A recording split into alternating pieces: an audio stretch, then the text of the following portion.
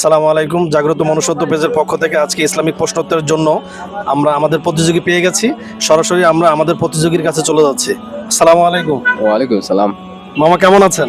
আলহামদুলিল্লাহ। আপনি কি আমাদের প্রশ্নোত্তর পর্বে অংশগ্রহণ করার জন্য কি রাজি আছেন? যদি আল্লাহ সাধ্য মিলিয়ে করবো, না পাইলে নাই। যাক আলহামদুলিল্লাহ।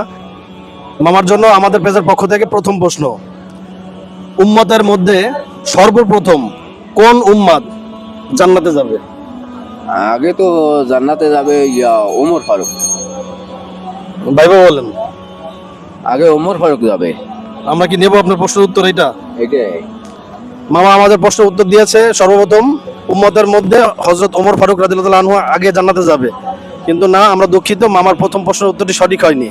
সর্বপ্রথম উম্মতের মধ্যে জান্নাতে যাবে হযরত আবু বকর রাদিয়াল্লাহু তাআলা। মামার জন্য আমাদের পেজের পক্ষ থেকে দ্বিতীয় প্রশ্ন, হযরত ইব্রাহিম আলাইহিস সালামের ছেলের সংখ্যা কতজন? তাক তো বলতে পারলাম না।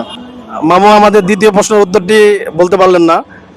দ্বিতীয় প্রশ্নের সঠিক উত্তর হচ্ছে ইব্রাহিম নবীর ছেলের সংখ্যা দুইজন, হযরত ইসমাইল আলাইহিস সালাম এবং হযরত ইসাক আলাইহিস সালাম। মামুর জন্য আমাদের সর্বশেষ প্রশ্ন, ফেরাউনের সময় কোন নবী ছিলেন? তোমার মুসা নবী। মুসা নবী নিব?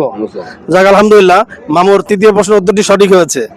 তিনটা প্রশ্ন করেছিলাম মামাকে, কিন্তু মামা আমার তিনটা প্রশ্নের মধ্যে একটা প্রশ্নের উত্তর দিতে পেরেছে। আমরা আজকে মামাকে নিরাশ করব না। আমরা এই একটা প্রশ্নের উত্তরের কারণে আমরা আজকে তাকে বিজয় ঘোষণা করতেছি। তো আমাদের পেজের পক্ষ থেকে মামার জন্য ছোট্ট একটা পুরস্কার।